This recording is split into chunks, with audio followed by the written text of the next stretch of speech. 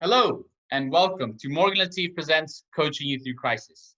I'm Sam Latif, co-founder and director of Morgan Latif and your host. And this week, my guest is Boris Diekmann. Boris is the author of Chief Energy Officer, an international Amazon bestseller. And Boris, as a coach, really has a passion for helping leaders connect with their innate health and inner guidance to nurture higher forms of energy in their teams and their organizations overall. He brings 15 years of professional experience in organizational-wide culture shaping, leadership development, and personal transformation. He's worked all over the globe, notably in Europe and Middle East. He's also worked with C-suite executives in some of the largest organizations in the world, and namely developed the leadership program for a global division at Siemens and pioneered one of the executive development programs at NATO. So in my view, really brings a really unique perspective, and him as a coach has a really fascinating way of how we are all capable of harnessing this energy to really transcend that and shape our teams and organizations. So we talk about the book, we talk about his own experience as a coach, and as always, I hope you find it useful and valuable. So why don't we get into the conversation? Good morning, Boris. Thanks for being with us today. Good morning, Sam. Thank you for having me. Well, it's great to have you on the show. I've been looking forward to it. And as usual, I always want to start off by understanding a little bit from a personal perspective now that we're all emerging from the lockdown, as a parent, as a spouse, as a friend. Maybe what's a personal lesson that you've taken from all of this that you're also going to be taking with you now? Oh, you started with the big questions. Yeah, that's true. Oh, what have I taken away? Well, for me personally, the first thing I've taken away is this is the longest time that we as a family, so I have two children and I'm married. It's the longest time that we've actually been together without interruption. Right. And that's good news and bad news. Yeah. I see it as a gift, and given that we live more at the countryside, it was not that much of a challenge, quite frankly, most of the time. Right. Dealing with homeschooling is more difficult than I thought. Yeah, I've heard that a lot from a lot of parents, to be honest. Yeah. Indeed, my own capacity to split myself and revert back, and it was a huge exercise in practicing. It still is because we're still there. And an enormous opportunity to reflect, to go back to studying, which I'm doing a lot. Look into new ways of serving, developing new partnerships. At the moment, I see significant more upsides than downsides. Mhm. And I think years from now, I will look back at this and say, remember the time when we started this and that. I'm very grateful for the time. I'm not saying this to make an impression.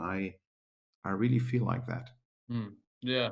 And does kind of the coaching background help at all in kind of helping manage, as said, those kind of different relationships? I know it's going into the personal, but I think I speak to a lot of coaches that, again, help with how to deal with personal relationships, or, teaching empathy, things like that.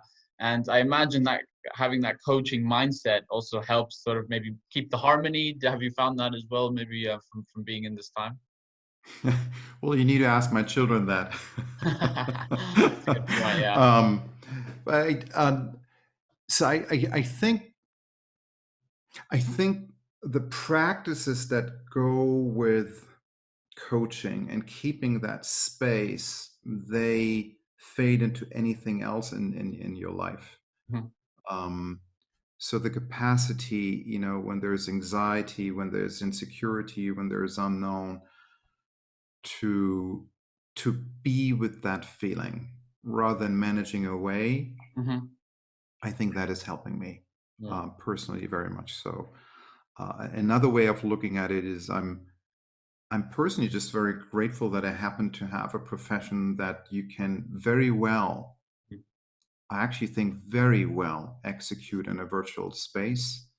Now, I love being with people in person. It creates an even different space. Um, and it is absolutely possible to be deeply connected in a meaningful way in a virtual space. That is absolutely doable. So I'm grateful that this is actually something I can continue. And there is a significant need for very different reasons, though, right here and right now. And that kind of leads me into that quite nicely into kind of the second thing that I always want to know from a coach is the origin story. So be really also interesting to understand what led you also to become an exec coach in the first place, and explain us that journey for you. Well,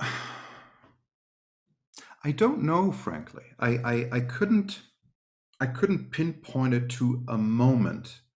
I think it is more a journey in the sense that where I spent most of my time and energy is shifting. So I work a lot with senior teams and travel with them, so for them to nurture a healthier, thriving culture, if you want to call it, in their teams and from their teams down. And in this past, I think I spent even more time with teams and a little bit of time one-on-one, but it wasn't called coaching. It was more, I think I always came and tried to nurture a coaching stance. Mm-hmm. Any opportunity to be together in a meaningful, relevant way can be of service. Mm-hmm. That can even be a moment of silence. It can be a question that is emerging. It can be a thought that is emerging. And it was an interesting conversation. Just a few weeks ago, I was called by a former client. We worked together over 10 years ago. And she said to me, I'm so glad we're talking again, because I wanted to share with you that the moment when you coached me, that was her language 10 years ago, that was a pivotal moment in my life. And she just felt like sharing that with me. Now, I said, oh, I wasn't aware I was coaching. Right. And she said, well, for me, you really were. And I think all that has been changing is that it's become more explicit, like you and I go on a journey and I accompany you whilst you're walking. I think that's really what was changing. I've spent more time on refining that skill and look into my own habits, when I'm coaching and how it can be of better service when I do that. That has changed. So what was maybe before 50% of my time has now become 80% of my time. And the working with the team and the individuals is interconnected. They both serve each other. Right. I think that's how I'm looking at it now. Now it is a deliberate choice, but I'm trying to keep it that way. To say it is more a stance that I'm holding rather than an activity, so to say. Great. And again, I know it's been a fascinating journey for you. Again, every time we've spoken, I know how passionate you feel about it. I think certainly as a coach, how I think you certainly like to tap into that kind of the real intrinsic motivators and go into that rather than the more superficial kind of topics when you think about leadership coaching or executive coaching. And I thought that was really interesting. And that's also, again, tying into what you want to talk to us about today, which is being a chief energy officer. I wanted to see maybe if you can start to give us some clarity as to the importance of understanding one's own energy, and then obviously then we'll lead into why it's important to be being a chief energy officer. Wow. How much time do we have? As long as you need. It's a beautiful question, and give me permission to maybe just go back to what you said before. The connection between where I came from when I was working with teams and larger organizations is the fundamental belief I have is that people are innately healthy. There is innate greatness. They don't need my greatness, my genius. My work is to help them awaken that in them and help them access this when they don't have access. It's on their own even more often. Mm-hmm. And that being said, I think when I talk with people, I have a sense that what they're fundamentally asking for, they might not put it that way, is to increase their space, to increase the cup, the size of the cup and what it can hold.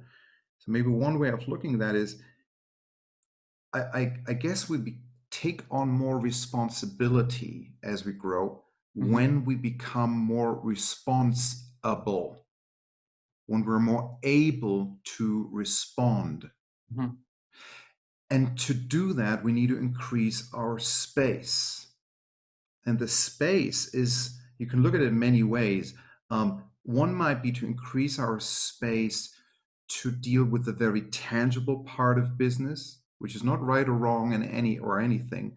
That's typically where it starts. What I know, what I do, money, policies, processes, the more tangible part of business. That's how things materialize.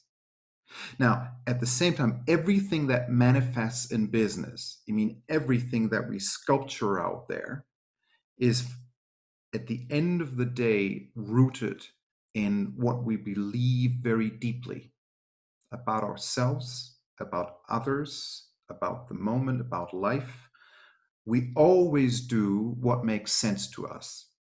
At any moment in time, we do what makes sense to us. So to increase the capacity to create, and that's what leaders are fundamentally doing, they are creating out there. With every decision, with every word, they are creating something around them.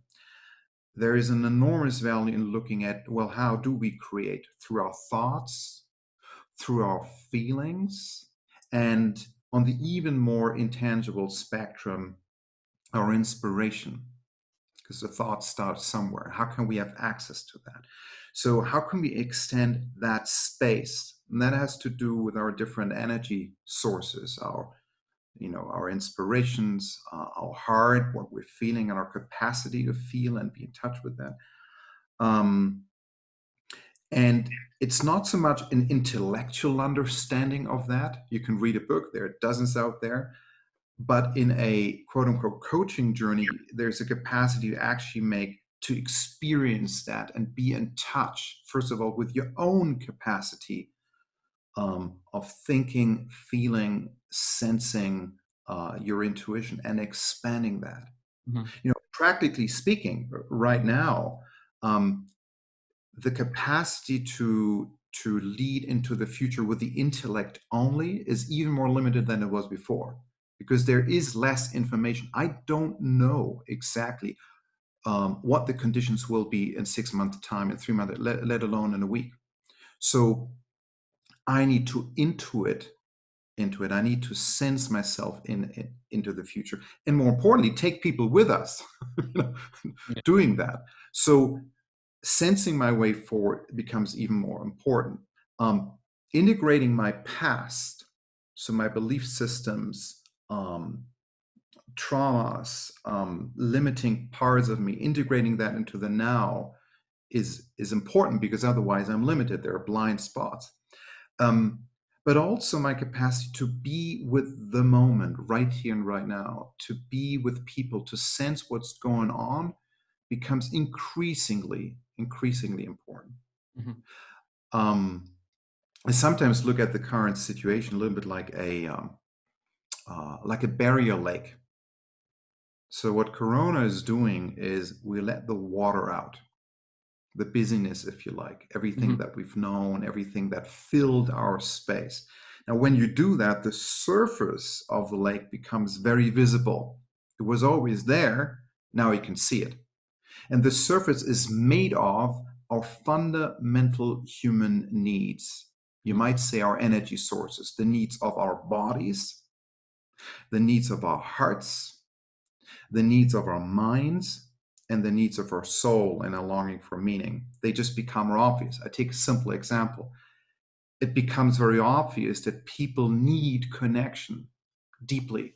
They need human connection. They need being in each other's presence. 3D, 4D, not only 2D. They need it, and they express it. Said, boy, I'm so happy we have a chance to spend a little bit more time in the office. That connection can be superficial, or it can be very deep and profound, but boy, do they need it. Now, now people are starting to actually use that. And I have some clients who start in being a meeting to just find, how are you actually feeling? And it's not a meeting starter. It is the question. Now, once we're over Corona, that need will still be there. Mm. And tapping, so for many people, this becomes an opportunity to actually sense that and be in touch with that. Did I explain that all right? Yeah, and I think a few questions with that. In that, I think from my understanding, you're also asking people to sometimes, well, essentially, kind of change their some basic instincts, or kind of, or at least their intuitions with regards to some things. And my question would be for people. Again, there's obviously different personality types, and there's people that I think just because of their very nature might have a certain reluctance to do that, or might be more skeptical in tapping into, as you said, allowing for them to be more space, to be more mindful of things, and create this kind of good energy that will allow that to transmit to others, and deal with the kind of external factors that come into it. What would you say to, again, those that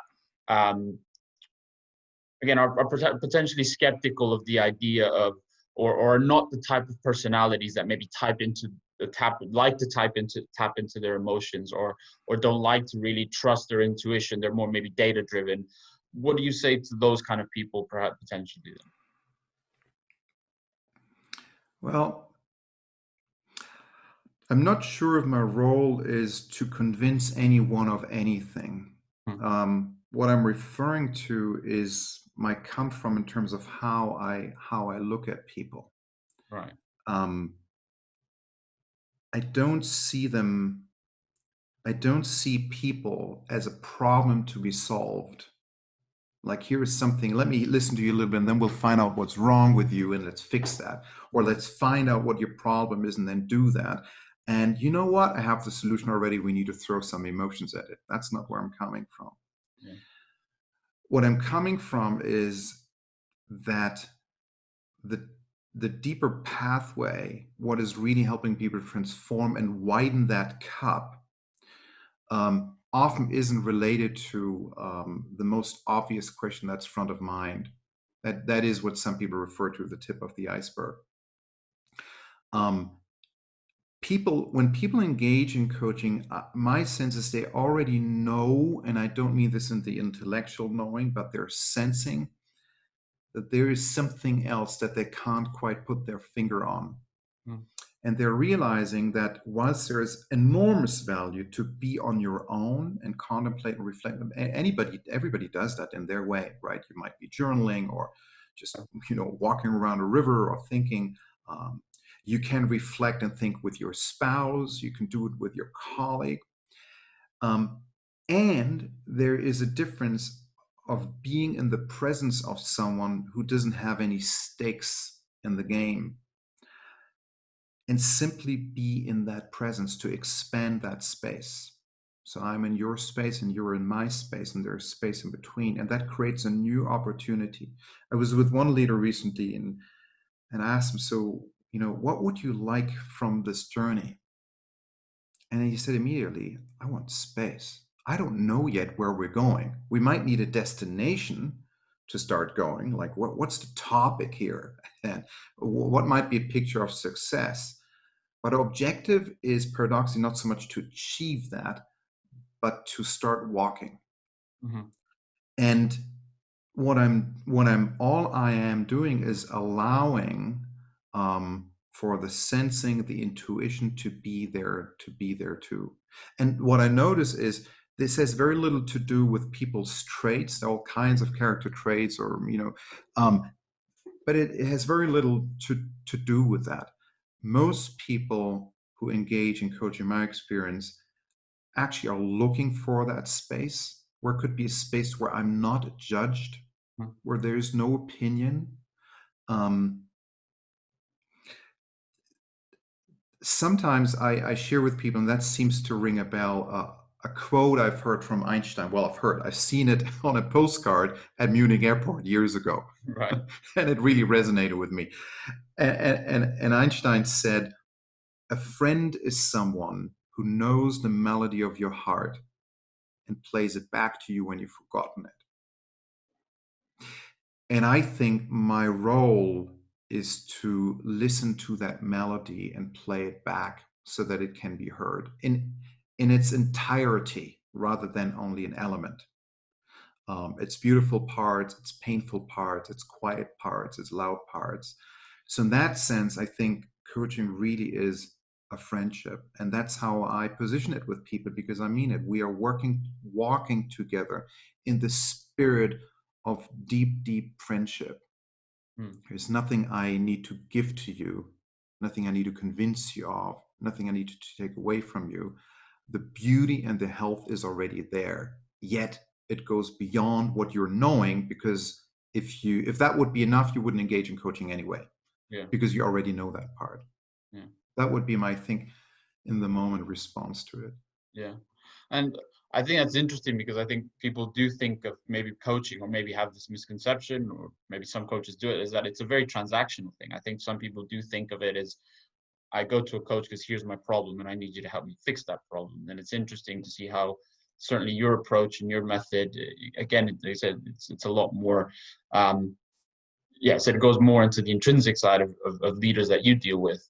Um, and I was curious to also understand, I mean, you've talked, I mean, leadership, I mean, you mostly deal with leaders, and you said also how this is about also helping touch others with this kind of newfound intuition and kind of the space that they achieve, and then how they can become better leaders. So I'm curious to see how you also feel this helps them be better leaders. How does that translate into the teams that they're leading as well?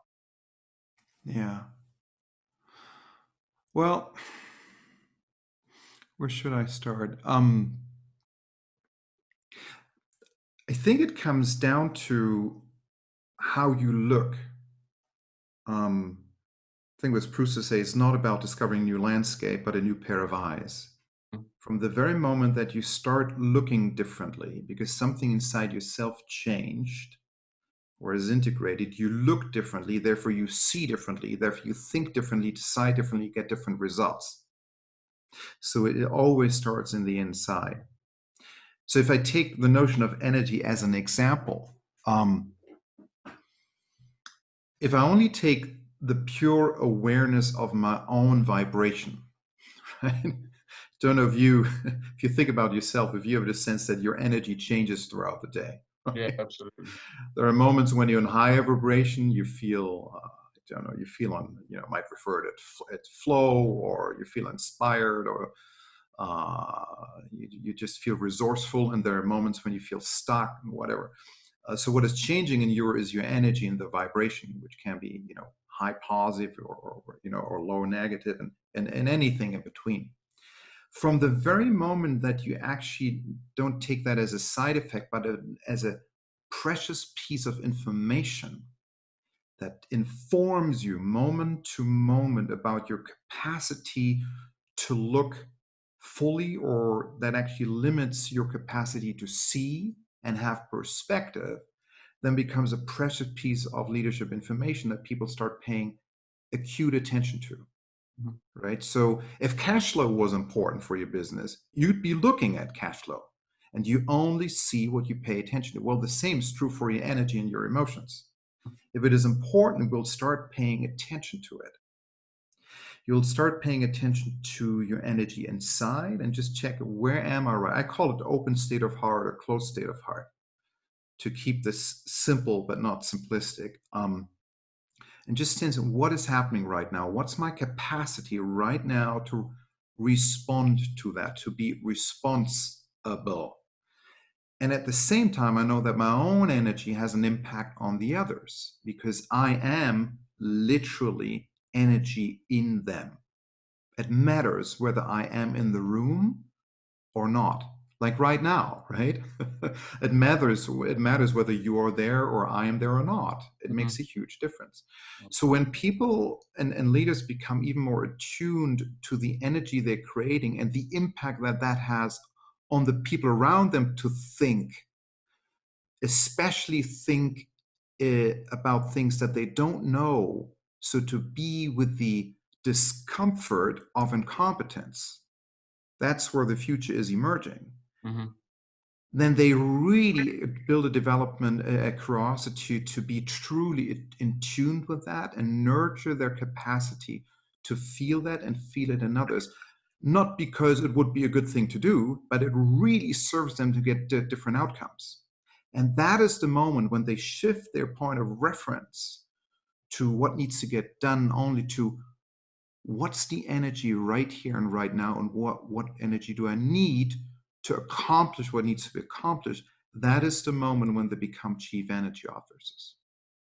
That is the moment when people ask the question, what else can I do right now to be in an open state of heart more often and help other people to feel the same? Limit the damage when I'm not, because I will be, and return back there when I'm not and help the others to do the same. It's simply a different stance from it. Makes everything else remains important.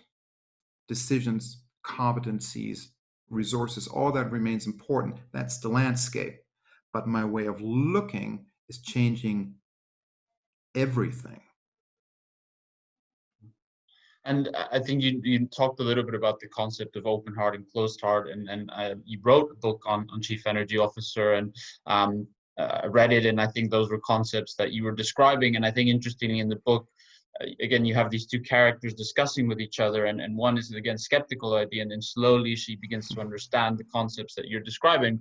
And I think that was again also really interesting because you see the impact, as you said, about the kind of energy that you bring to somebody and just the immediate impact. And again, it's not always visible. You have to think about kind of, yeah, I said, the more internal factors that go on within somebody and how you also will have a direct impact in that.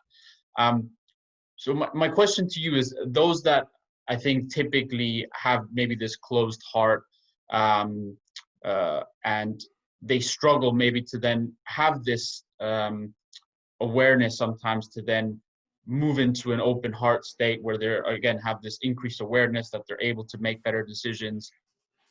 Again, I found it really interesting, some of the advice given, but it'd be really good to understand how you also suggest people to sort of be more constantly in this, more consistently in this open heart state where I think we're able to, as you said, lead our teams better, be more empathetic, have more awareness of ourselves in general. What do you recommend for that? Well, I'm glad you're intending to make this a series. It will require a couple of books. Well, let me go back to something you said initially. That might be a good starting point. I don't believe, and that's not what I intended to say, that there are people with an open heart or a closed heart. What I propose is that our hearts are constantly, from moment to moment, open and closing all the time. They can experience feelings that are fundamentally related with states of compassion and love. Albeit you might not use the word in business, it is still there. Yeah. Or it might be fundamentally related with states of fear. And again, there's nothing wrong with that, but the capacity to feel these things has been there before we were born. So it's part of the system, and either work with the system or ignore the system. Right? I either work with the universal force of the universe or I put myself above them. What do I think works better? And all I was suggesting is that the taking that as a piece of information and being aware of it allows me to respond better, because with awareness comes choice.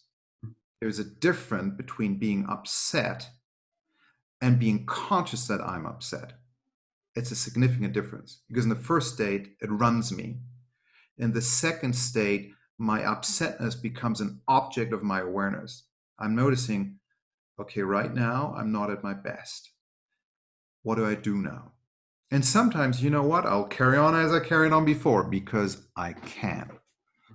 Or I might be able to expand the space and take one breath. Or say, you know what? I go home right now. Because right now, I don't have access to the capacity that I need to take that decision. My inner guidance, my wisdom. I only have access to my store knowledge.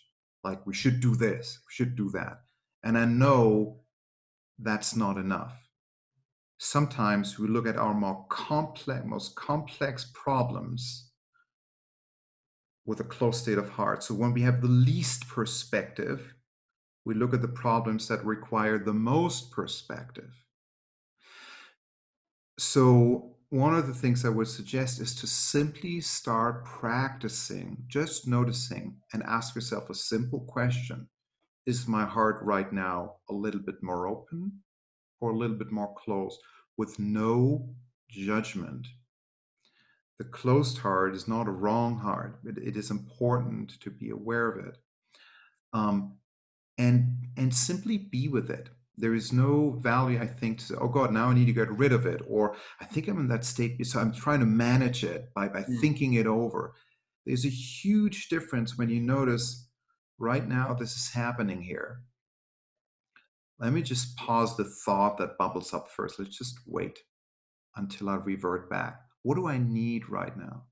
So I think my first suggestion, and I think that's the journey that Miriam and Paul, as they're conversing in the book, are going through, is to simply start being aware. And with awareness come new possibilities and choice. Mm-hmm. And by the way, I also see Miriam and Paul not as opponents. The book wouldn't exist without them actually being, they belong together. She points to a part of reality, which is the more material part of reality, which is necessary. At the end of the day, we operate in a material space with material limitations and possibilities, with material needs. And I'm not promoting any shape or form to let go of that. What I'm inviting leaders is to widen the space and integrate the wisdom they need that comes from the consciousness of thought, consciousness of state of heart, consciousness of intuition, spirit, meaningfulness, and use them as sources of energy as well. Because guess what? The people we need are made of the very same atoms and cells, so they have these sources as well. We all know how it feels, and we notice in Corona as well, after the first excitement, come on, let's get our act together, we get this. Mm-hmm. I hear this so often from leaders at the moment, said, my teams don't need team building, they need team nurturing. They are draining out, and they're draining out because they're cut off from fundamental energy sources, like our human need to be connected, to see meaning in what we're doing, to be able to move our bodies, right? You think differently when you move. That's why, when I have a chance to be one-on-one with people, we start walking. We don't sit on a table. We walk together because we think differently in movement. And I think, again, an interesting point, and I think when you talk about that relationship that they both have in the book, interestingly, it starts off with Miriam going into, I think, a food market or a busy hall. And the restaurant. It's an environment. And that's actually one of the things that I also wanted to see, because I think also environment plays a huge part in, again, just our personalities and how we react to things. And I wanted to know, do you think the concept of chief energy officer, or being, or the ability to be one, and again have this greater consciousness about whether we're in an open heart or a closed heart state, does that transcend culture? Does that transcend gender, socioeconomic status? Do you believe that? Do you think that that's something that it's within all of us, regardless of those kind of three key aspects? Yes, yes, yes, yes, and yes. You've observed that, because I know you've worked a lot. You've worked globally. Yes. You've worked with different people in different types of organizations. You feel that capacity, you've observed it uniformly in kind of with the people that you've worked with and in your career. Oh yeah. So, well, I'm glad you're bringing it up. There are different ways of responding to that. The one is, I can only share from my perspective, having done this work. I think there are only a few continents missing, but literally around the planet, that the fundamental needs of human beings, the fundamental questions that leaders ask, that teams are going through, are essentially very similar, because they're all humans. So their fundamental needs, and what happens when these needs are not met or limited or blocked, they play on the same way. How they deal with that is most certainly conditioned by their conditioned way of thinking, which is of course differently depending on the country you're in, which reflects the over centuries ways of resolving paradoxical questions and what people then lean towards and are not aware of any anymore. Von Strompenaars has written about this years ago in a beautiful way. Yet essentially there are the same needs. Here is the beautiful thing about it. The other way of looking at it, these are universal sources and universal needs. So therefore, looking at our organizations from that level is also a way of transcending the question of intercultural differences. They all look at the differences. Well, what do we have in common? Mm-hmm. A lot, right? You can look at it as a normal distribution curve. When we look at intercultural differences, we look at the Six Sigma on the side, mm-hmm. and we ignore the enormous thing that we share. Yeah, the capacity to feel, to see, to be felt, etc. That is there. So I would say yes. Often our belief system around my culture, whatever you want that define, and therefore we're so different, is getting in the way of being open to any kind of idea coming in. Often when I work with a team, they might have said, well, they might have experienced a session in the States first, and they say, well, that works there, but not here in Denmark, France, Germany, Japan, whatever. As soon as we go through the experience and reconnect with our humanity, people say, oh, this has nothing to do with American, French, German. Oh, this is about how we are and how that informs our leadership and the way we work together. So this is an absolute yes. I don't see any significant correlation that would really matter. Right.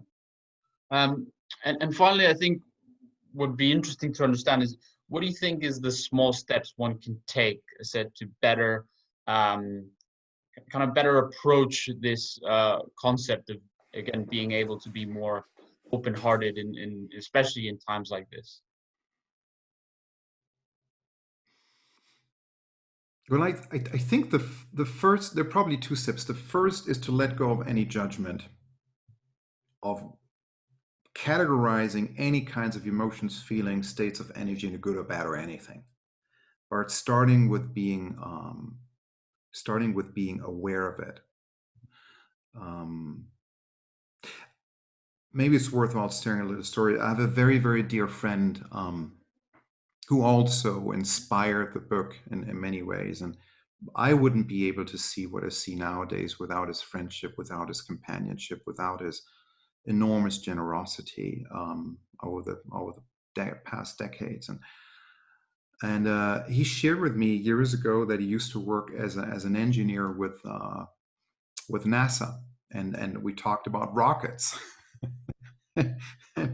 And he said, Boris, there's a thing you need to know about rockets. I said, all right, what's that? And he said, well, rockets are unstable. They wobble all the time. I said, really? Uh-huh. And how do they reach their target? And he said, well, they have a little gyroscope in the middle that constantly measures on course, off course, and then the rocket makes adjustments. I said, well, okay, that's interesting, but why are you sharing that with me? And he said, well, I think human beings are just like that. We're like rockets. We wobble all the time. We're never exactly in our center. We're never perfect. We're perfectly imperfect, constantly wobbling. Now, the choice that's in front of you is, can you be the gyroscope to simply start noticing? And I thought, well, that's a great idea. And he said, well, hold on, there's one more thing. The gyroscope doesn't judge neither the on-course nor the off-course. So my invitation would be, can we as leaders be a gyroscope and walk mindfully? You need to do stuff, right? There's a meeting, there's a bunch of all that doesn't go away, right? There are people we like, don't like, all that stuff is happening. It will never go away. Mm-hmm. Can you start asking yourself, what would become possible if I looked at myself like a gyroscope and simply start noticing what's happening here at the heart? What is happening? Is it opening or closing right now? Opening, closing, and take that as a piece of information. Now that I'm conscious of that, because before I asked, I was not conscious. I was aware of the screen, the PowerPoint, the decision at hand. And as soon as you simply ask the question, what is my state of heart right now? Mm-hmm. You become conscious of it. You don't need to do 6 years of neurological studies. You don't need to become a Buddhist. You don't need to do this and that. The capacity to feel that is innate. You're born with it. It was there before you heard this podcast. Mm-hmm. It is there with Boris or without Boris. So my only invitation is, can you practice noticing without judgment, and then see what happens? Yeah, absolutely. And look, hopefully, from the conversation, we've bred a new breed of chief energy officers to take forward.